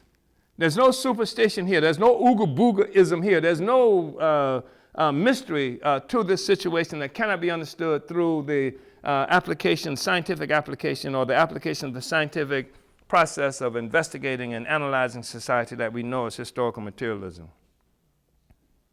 The African internationalist liberation and unification of Africans worldwide will be the major blow to destroy the entire capitalist system that was an outgrowth of colonialism. It will be the fundamental instrument in the emergence of world socialism, providing the defining direction for the world economy. The liberation of Africa will create the defining direction for the world economy. See, under capitalism, only a handful of people and so-called countries benefit from it, this relationship. I mean, we've mentioned 80% of the people trying to survive off $10 or less a day.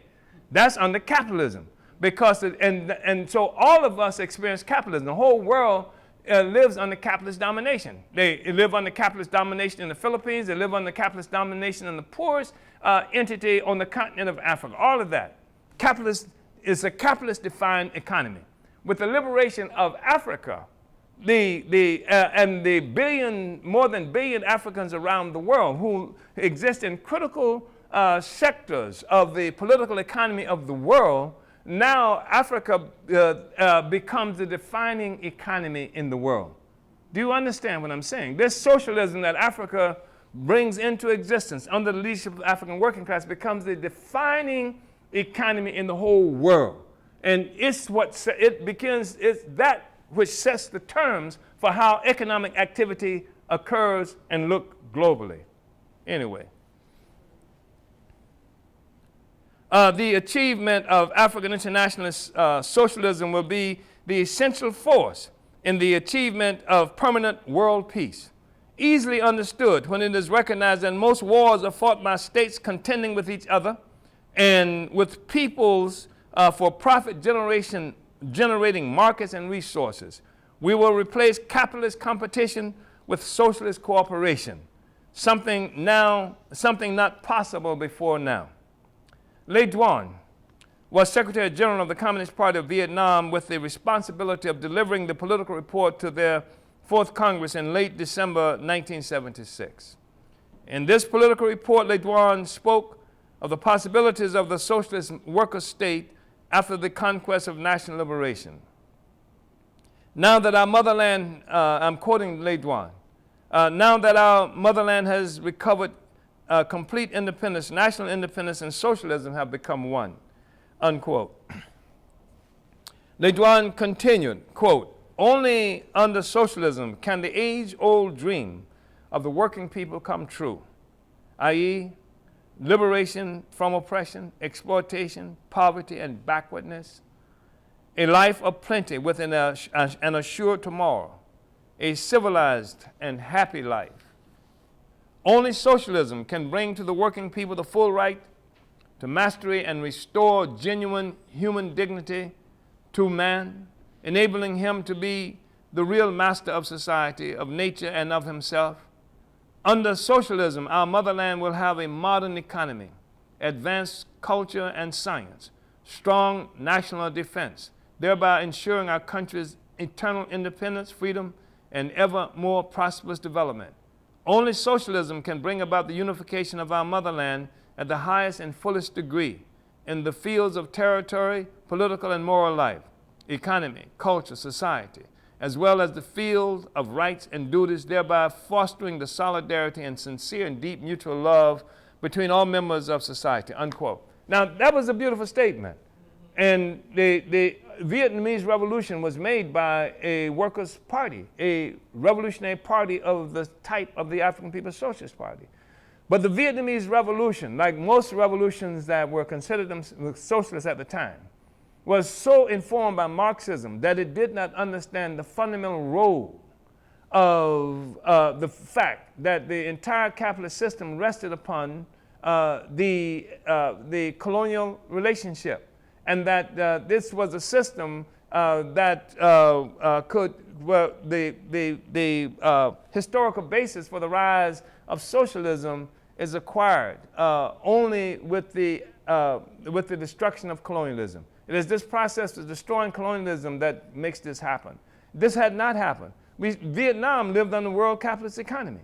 What we are talking about is a struggle that will destroy capitalism as a world system, not just in, you can't have capitalism destroyed in Vietnam and that's it. When Vietnam is surrounded by a sea of sharks, of capitalist sharks, and a world economy that is infested by imperialism, no. What the Vietnamese missed was the understanding that it was part of the revolution that was destroying colonialism, which was creating the conditions for the rise of capitalism, for the rise, rather, of socialism. But socialism had not, the historical basis for socialism had not been achieved.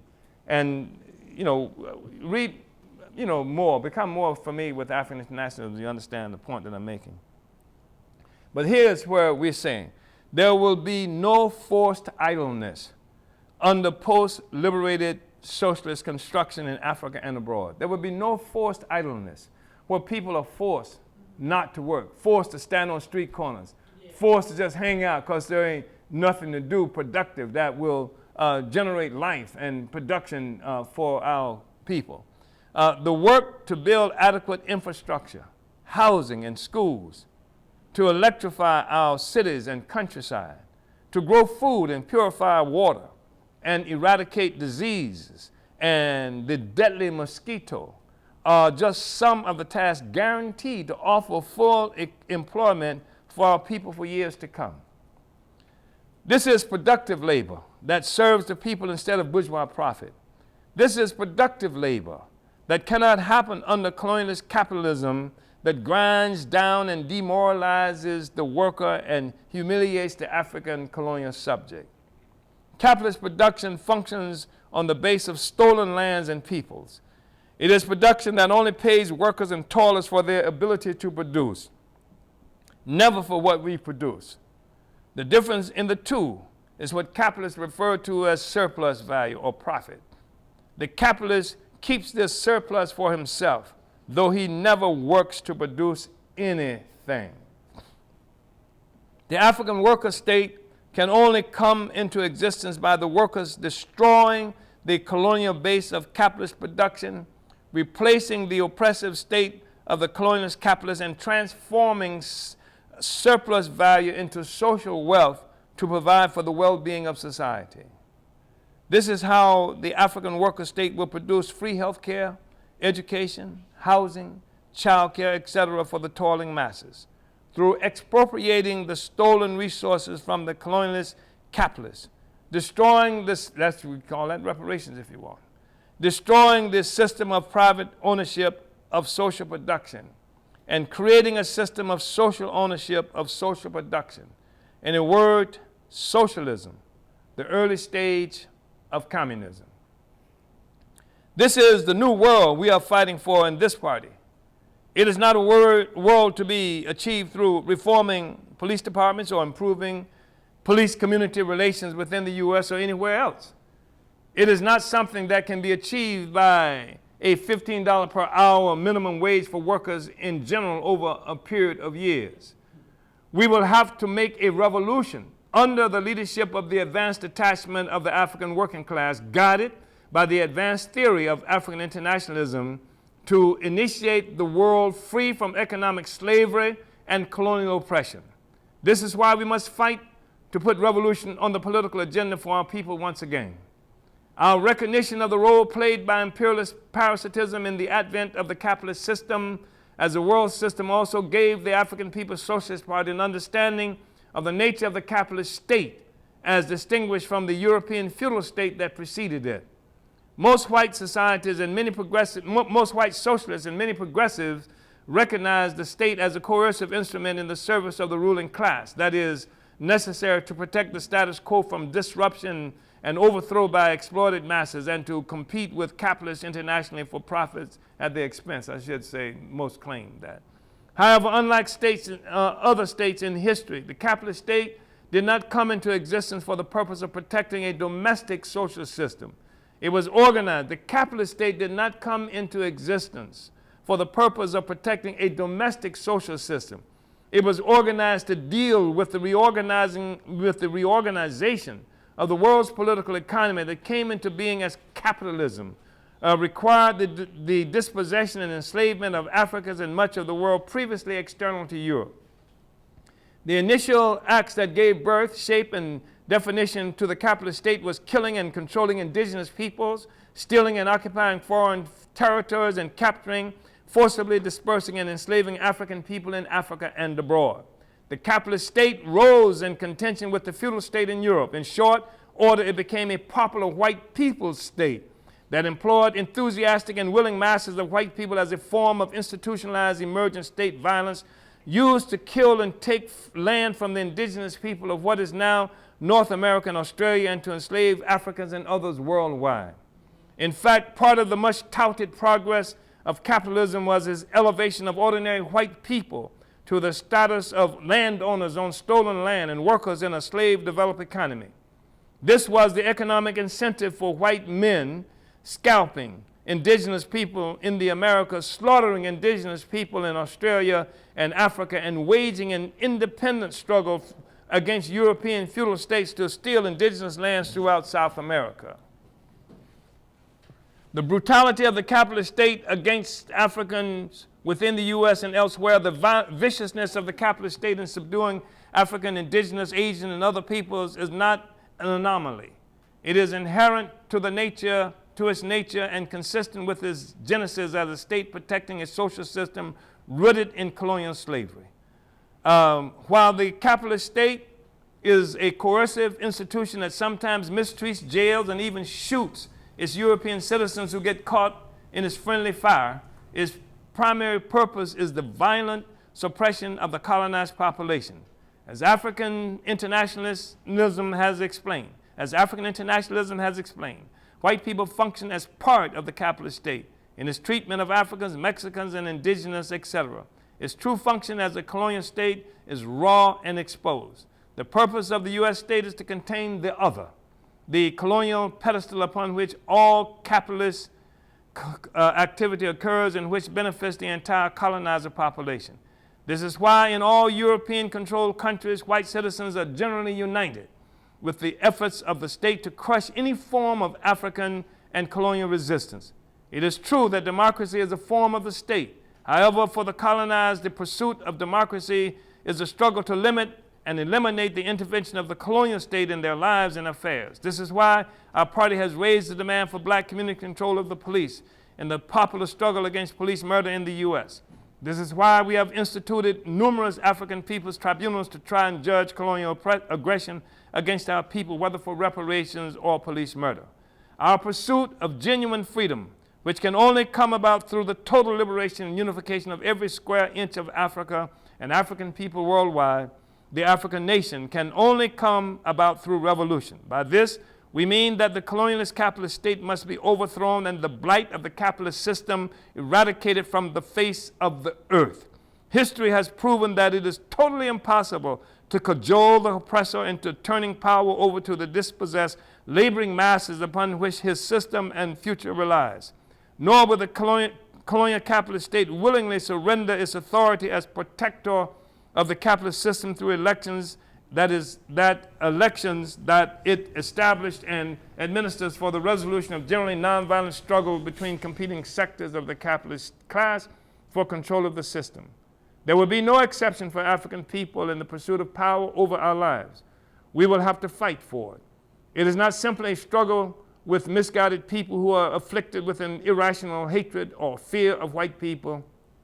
Massive fortunes and a parasitic way of life purchased through bloody conquest depend on this current arrangement, this status quo for their success and survival. It will, in the final analysis, take the force of arms to overcome the armed forces of the colonial capitalist state. It is the vicious armed force of colonial white power that enables the ongoing domination of African people. All the petty bourgeois nonsense about a Willie Lynch syndrome is exposed in face of the concrete reality of the armed to the teeth colonial state. Revolutionary armed struggle against colonialism and capitalism is the only thing that has ever brought any real semblance of liberation to oppressed peoples anywhere on earth, and there will be no exception for Africans. There is no correct religion, culture, or secret documents hidden from our assets that once discovered can free us.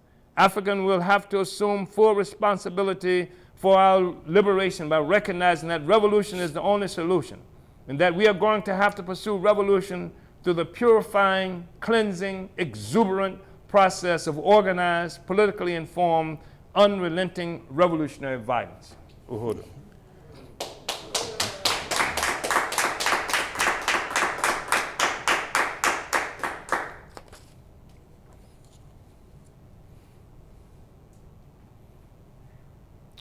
Uhuru, and we want to thank the leader, our leadership, the leader of the African nation, Chairman Omali Yeshitela.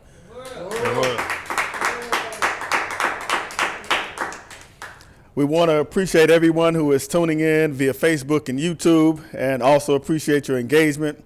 Please continue to invite your friends and family to this study and share widely on all your social media platforms. It is now time for us to open up for questions from the audience and online viewers. So please type any questions or comments that you would like us to say in the comment section. So I want to start off with a comment from Adela Risa. We don't have a city or state. Or country. Or country. Della Risa commented, "The skin game is at work with the language. The facts are important. Humans are created equal. To steal, regardless of color, is wrong. To make a person hate themselves is wrong. No matter what the color is, it is abuse. It is written into the laws of this country. Bullying is what this country is about." And we also have a Faye Waller in Atlanta who says, "Good morning, good to see you." I guess she means chairman. Yeah, it's my cousin.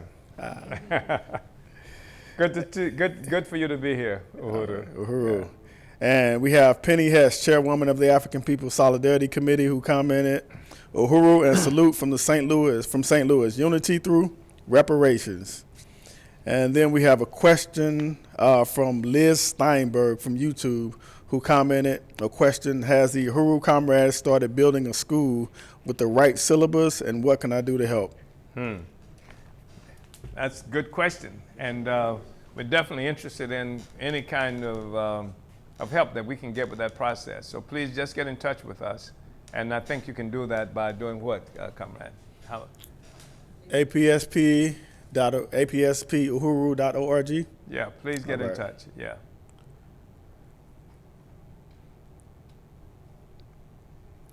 All right, and we don't have many questions, but we do have comments. We have a comment from Ann Hirsch in St. Petersburg, who said, Uhuru, this was so informative. Thank you for your leadership, Chairman.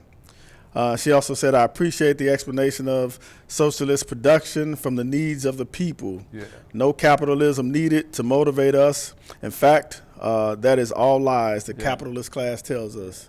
Yeah, it's interesting because even if you look at this whole notion that it takes profit as the incentive for development, and that otherwise it's stagnation. You hear that all the time. You hear that when it comes to Medicare and all this other kind of stuff. But the fact is that profit prevents the kind of development that human beings need, because it is profitable for cancer to continue to exist. So people that keep being paid by paying the pharmaceutical companies and stuff like that. It's in the interest of the people to cure cancer. So I'm saying that the worker state is most inclined, first of all, to prevent cancer, because the production wouldn't be such that creates the conditions for cancer. And secondly, it's in our interest to cure cancer. It's in our interest, not in the interest of the capitalists or the corporation, to cure cancer. As long as we can keep producing people who will go into these factories and do the work and stuff for them, that's all that. And then we pay them for being sick. We pay them for having cancer. The corporations, the pharmaceutical companies, et cetera, I mean, how many would go bust? If cancer and various other kinds of disease that afflict humanity as a consequence of the existence of capitalism were to be cured or eliminated. Uhuru. Uhuru, Chairman. Uhuru, this is Penny, African People's Solidarity Committee. And I just really want to salute this powerful study. It's so great to read it again. I mean, it's just so timely. It's more and more so. And I wanted to ask you just a question, if you could elaborate on a little bit, although this piece actually does, but I just wanted you to address this whole question that you mentioned just once in here called the superstructure, and the relationship of that to the pedestal upon which all white people live. And also the whole question of reparations to that, of the way you said that white people owe everything. Everything. Even our very lives to the sitting on the pedestal on the backs of African people on stolen land. Uhuru. Uhuru. What we're really doing is investigating revolutionary theory, and this is the significance of African internationalism. I don't think you get this same interpretation of reality from other forces that call themselves communist, socialist, et cetera. Because what we must remember is that capitalism was born as a world economy. It wasn't born as some local economy. It was born, in fact, a condition for its existence was the world economy, the emergence of a world economy. The trade in African people, as it was characterized, was a condition for the rise of capitalism as a social system. So it was a world economy. And while many Marxists and others can accept the notion that it is the economic base that is the foundation of society, and that or is a part of the foundation of society, and with that an accompanying set of institutions and ideas that's called the superstructure. The superstructure is a reflection of and contributes to the reproduction of the economic base itself. It's the ideas in that society. And no ideas that flow from a society is free, or the basic ideas that flow from a society society flows from this superstructure. So when you look at things like the culture, and you look at things like even the political institutions, et cetera, they are a reflection of a particular economic base. And it's a world economic base, not just a local economic base. And I think that's important. And how white people now perceive the world and their relationship to the world, and how we perceive often ourselves and our relationship to the world stems from this particular economic base of slavery and colonialism and the superstructure that it produces. So you have this relationship that people refer to as capitalism that rests upon the foundation of an economic base of slavery and colonialism. So all ideas stem from that. All ideas that white people have, even nice white people, even the white people who love us, have this. In fact, they love us so much that they always want to help us, they uplift us, they adopt our children because we can't do it, they civilize us, they do all these other kinds of things. This stems from a superstructure. This whole notion about racism, it has this basis, the idea has this basis in an actual foundation of this economic base of slavery and colonialism. They're not separate from each other. And when we talk about reparations, it is based on recognition of this relationship. Because, this whole notion that somehow you're going to get reparations, that Kamala or Elizabeth Warren are going to provide the reparations for us that's going to solve our problems. It's nonsense. It's still going to be capitalism. They're not talking about destroying capitalism. They're not talking about affecting capitalism. They're not talking about attacking capitalism any more than the democratic socialists who really want socialism to occur, they say. But cannot be telling the truth no matter how loudly they say it or how loudly they protest, because you can't have socialism, we've already articulated that, without overturning capitalism. Capitalism is defended by armies, by incredible institutions of oppression, etc. So you know that somebody's serious about socialism because they are talking about revolution, overturning the social system. And you know that they are serious about overturning the social system because they create a vehicle to do that, which we call a revolutionary party. That's how we understand this reality, and that's how we learn how to take people seriously. And that's why everybody, as African internationalism, is so fundamental for us to understand. Reparations is something that responds from the African internationalist perspective to the whole foundation and coming into existence of this social system that came into existence of stealing life from African people and transferring that life, if you will, to Europe and to European people. So it's difficult to quantify. What has to happen is we have to make this revolution, take everything back that belongs to us. And by that, part of what I mean, that's why this nonsense about the so-called American descendants of slaves, is that our responsibility as Africans in the United States and other places like this is to participate in making this revolution as part of one revolutionary struggle of African people around the world, so that we don't start like we pretend that Africa has to somehow catch up with the West. Africa has produced the West. So what we have to do is take these resources, much of the resources that when we talk about reparation, our objective is to transport factories and all the kinds of stuff that we need from here to Africa, to create production that will contribute to the development of Africa. What Africa has contributed to its own development, the thing is that it's been in possession of imperialism. So this is the revolutionary project that we are talking about. And Marx couldn't have this discussion. And most of the so-called communists and socialists, white communists and socialists, could not have this discussion. Increasingly, people like Mexicans and other people who live under colonial subjugation, the indigenous people who in this and other territories will be able to have this discussion and recognize that this is the way forward. This is the only way forward. Any other way perpetuates the social system that dominates and kills us and strangles us and humiliates us and destroys what is perceived to be sovereignty as a condition for its existence. Uhuru. So, where are we in time? Did we exhaust that? Oh, okay. So is there anything else? I'm sorry. Go ahead, Comrade. Yeah, we do have additional questions, and I just wanted to make a comment, something that seemed just really deep to me. When you talk about reparations and the fact that this whole social system owes everything it has to us, and you mentioned that African people were the first commodity. You said that African people were the first capital of capitalism. And is that correct? Yeah. Okay. And first capital, first workers. First commodity, first workers. Yeah. And when I look up the word capital, it says that capital is something that can produce goods without itself being consumed. Mm-hmm. So machines, equipment, that's the distinguishing thing about capital is that it could, produce goods without being consumed.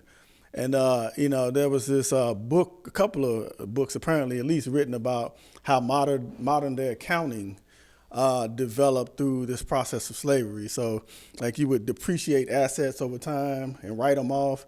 That came from, valuing African people as commodities, essentially, and even the management process of having overseers. It seems obvious, but this is where management and accounting come from.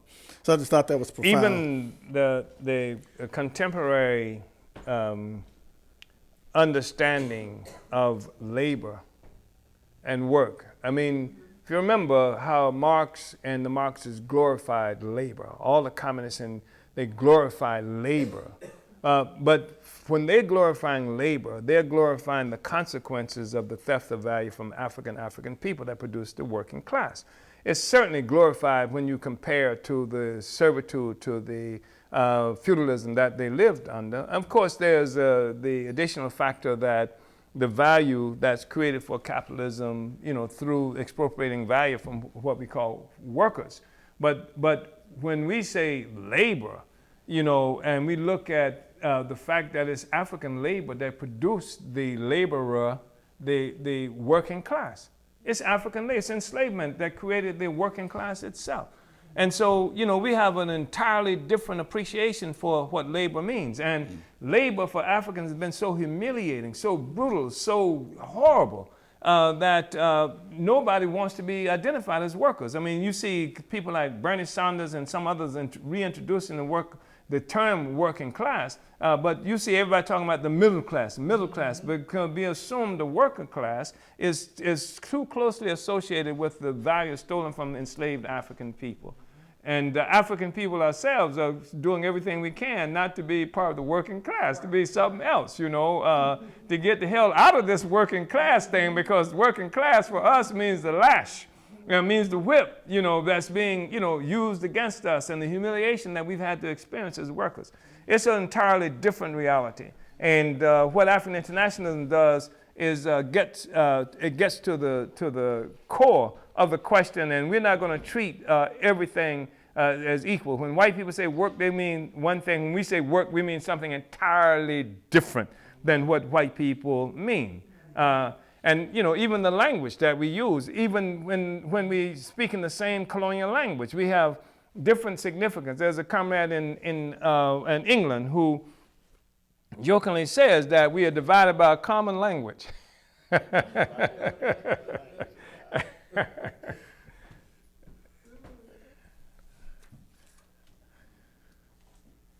All right, Uhuru, thank you, Chairman.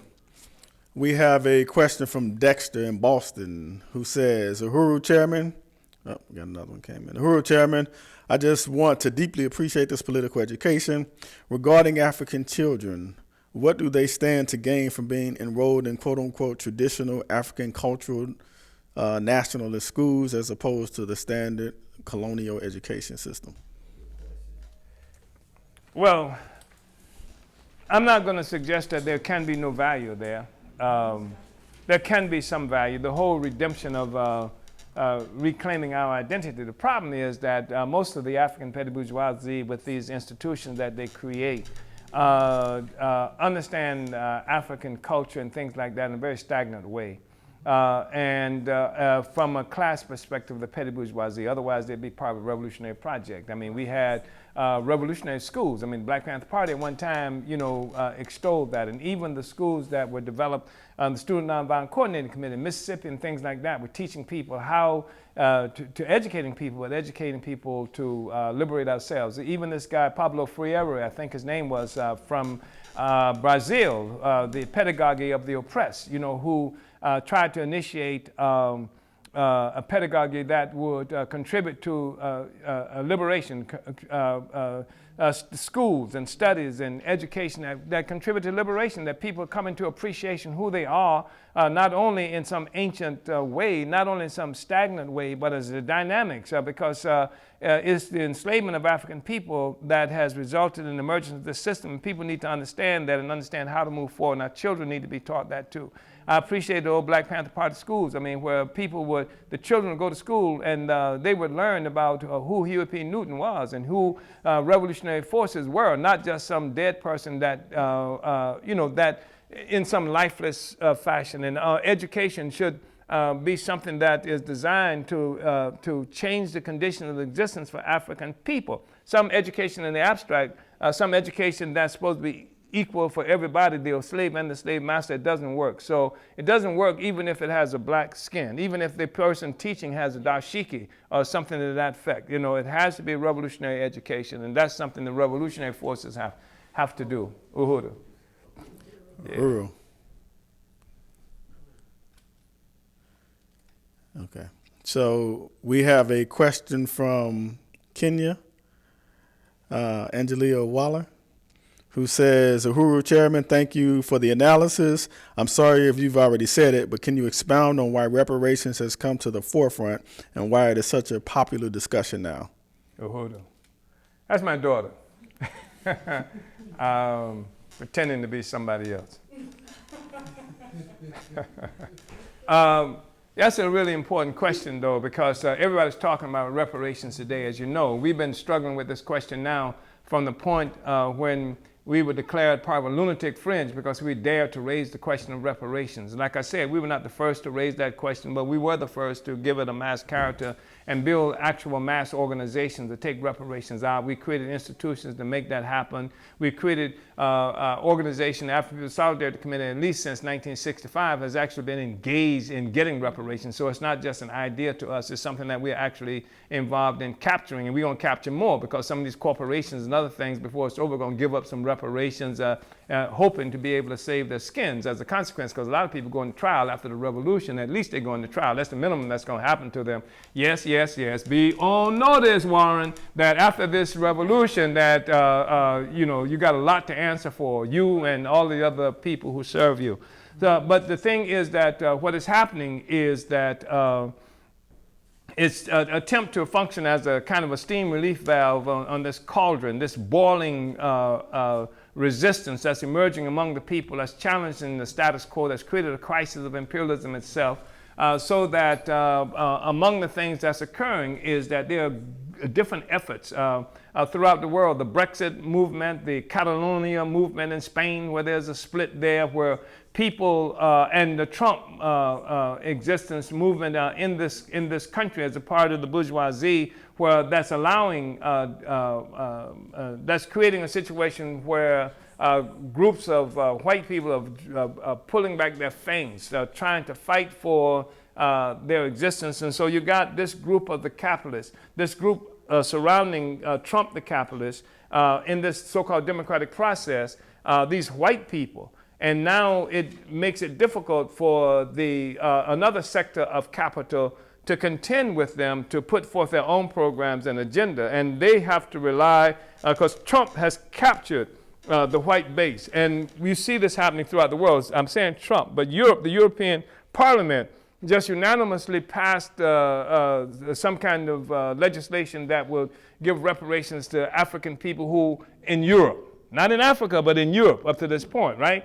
And so what they're trying to do is corral. And in Europe, in England, for example, it was mostly Africans and other non-white people who were opposed to Brexit, to England leaving the European Union. So we have this effort by the imperialists to capture the loyalty of the colonial subjects to protect their own interests. And to protect their own interests in this country, that means organizing African people to support this colonial system in the name of reparations or some other process that allows them to contend successfully with the expressions of white nationalism like in the system, like Trump.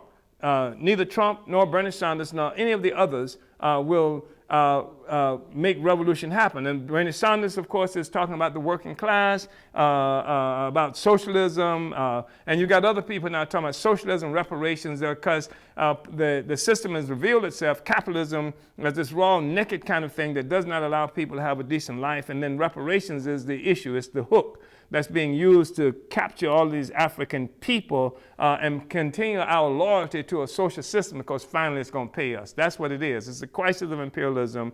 It's the forces who are in charge of the society, struggling among themselves to capture the loyalty of different sectors of the population to their benefit. And that's why the role of the revolution, the African People's Socialist Party, is so critical to drive the interests of the African working class, that we won't settle for a payoff. The payoff is going to be, as I said, the trials after the revolution. That's where the real payoff comes, and then we collect every damn thing anyway. And the one thing I want to say, if we massify this question of reparations, the people will begin to take matters in their own hands. Just like with the Russian Revolution, the peasants began to take land, just like the Chinese Revolution. Even if there was no revolutionary party on the scene, at the moment the peasants began to understand what was there, they began to take the land. And in this country and most of the world where African people are located, where reparations are due, we're not going to have to wait for a piece of legislation to give it to the people. Even though we may create our own councils and then through these councils, through our own tribunals, say, okay, this is owed to us. But generally speaking, the people will also become engaged. We activate masses of people. That's what it means to have the correct political line. The masses of people become activated and begin to pursue reparations on their own. Uhuru.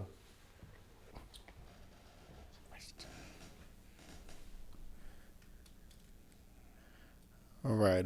Uhuru, thank you, Chairman Omali Yeshitela. We do have one more question, and this is from Janice Bryant in Philadelphia, who commented, Uhuru, I appreciate this entire study. Will you expound on the necessity of African women being financially free from the perspective of African internationalism?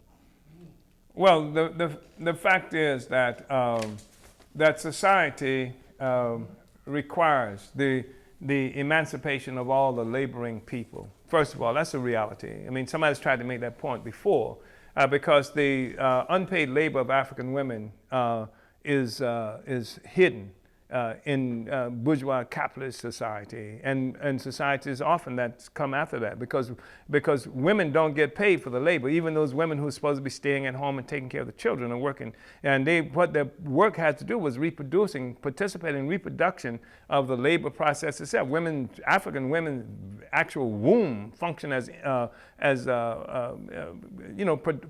of the production process, etc. So women don't get paid, and this leaves women as dependents in the society. That's why women, for example, I don't know how true it is today, but it used to be true that many of the women's clothing, the buttons are in the back, and the bra latches in the back, and because women have to be kept in a state of certain kind of helplessness. That's why even the whole notion of romantic love, helping the woman across the puddle and open the door and all this other kind of stuff ain't got nothing to do. What it does is maintains a certain kind of helplessness of women.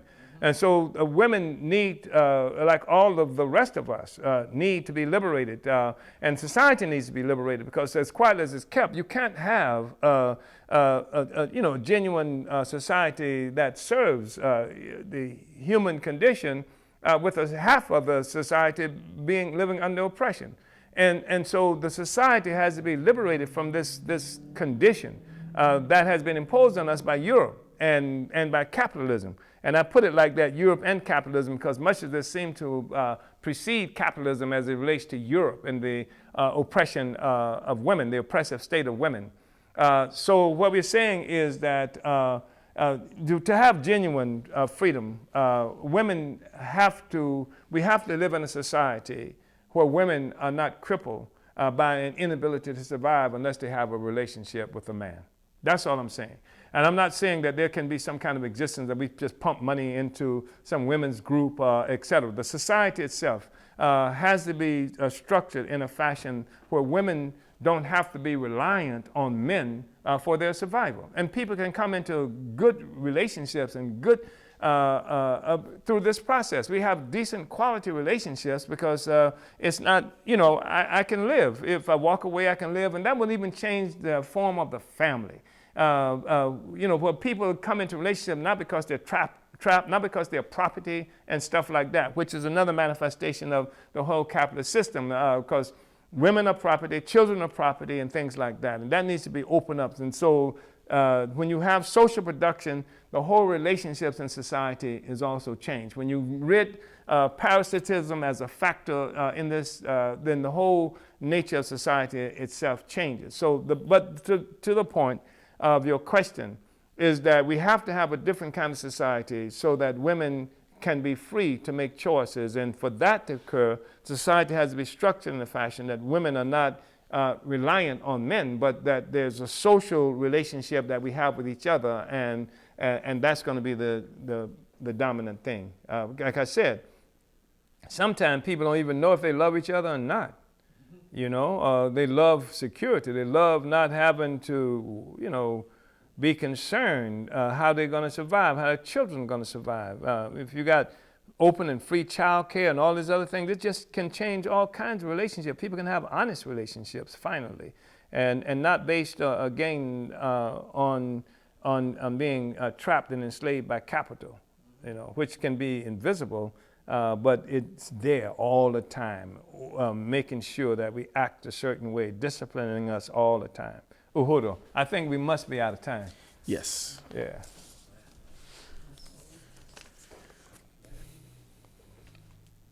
All right, Uhuru, we want to thank you again, Chairman Omali Yeshitela, for the wonderful presentation today. Uhuru. Uhuru.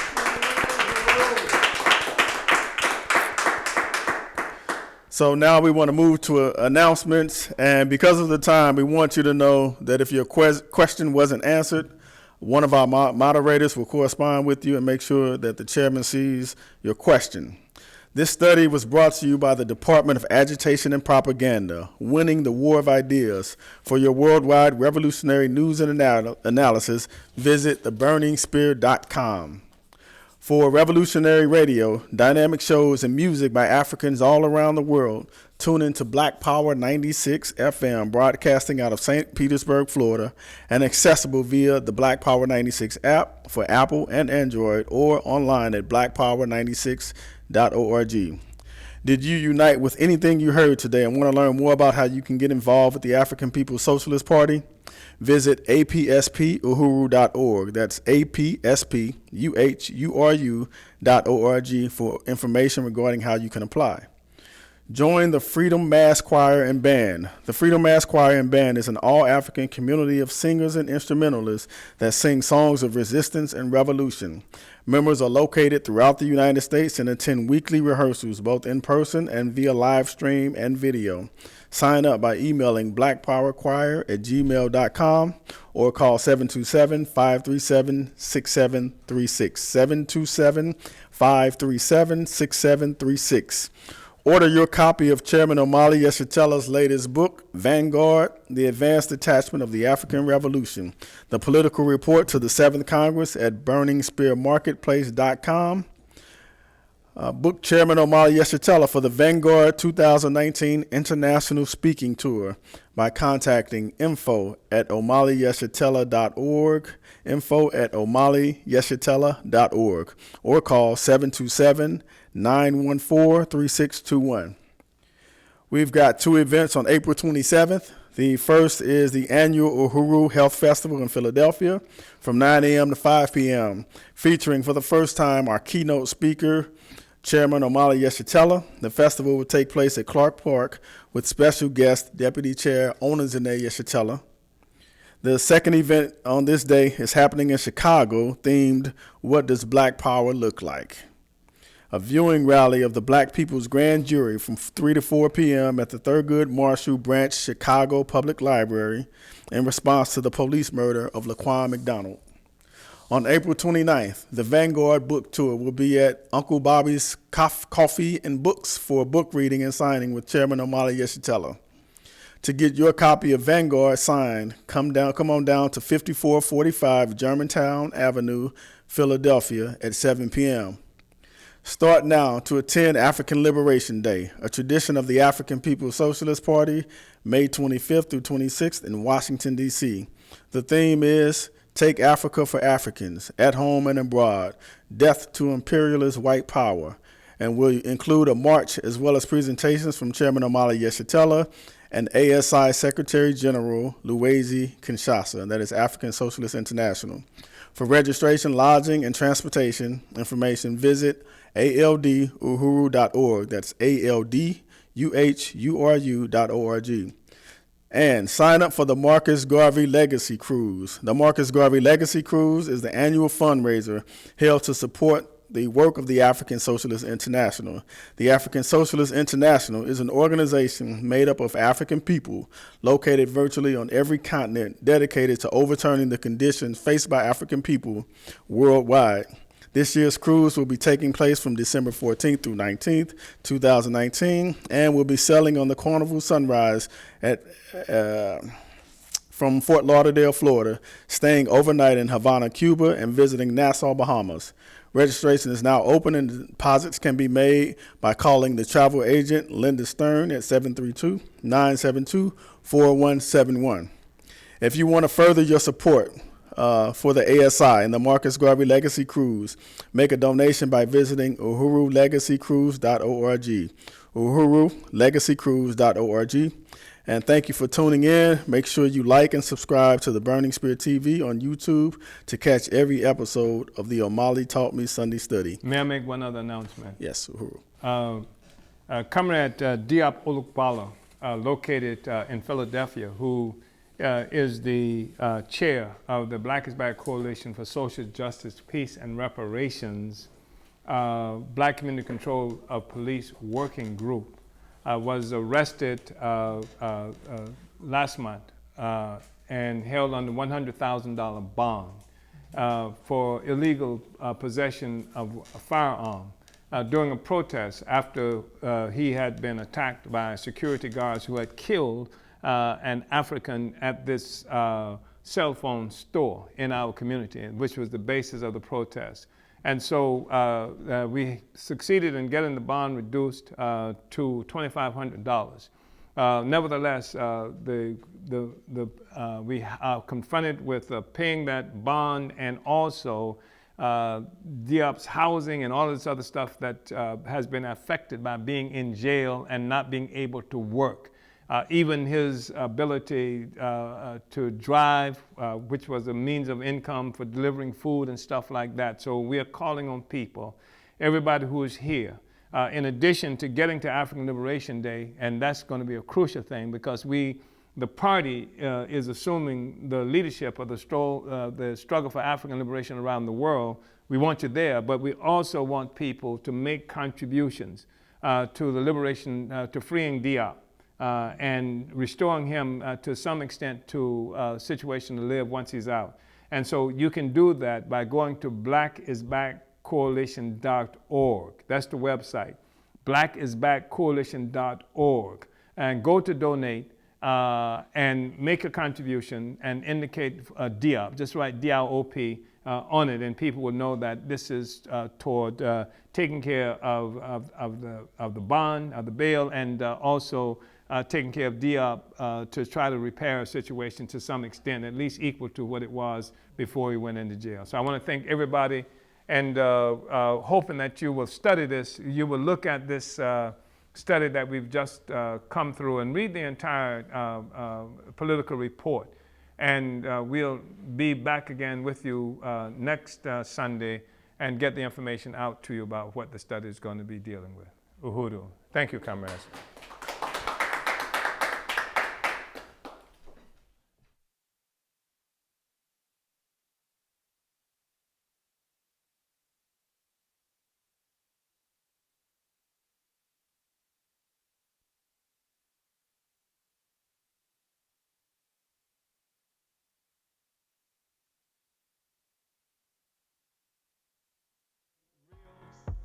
Live, and as some comrades say, it's lit, right?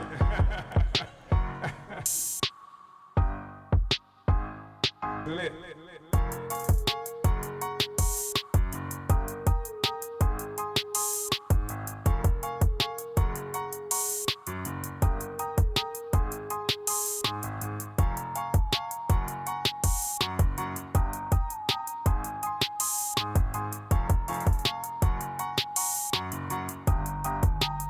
Giving go my soul.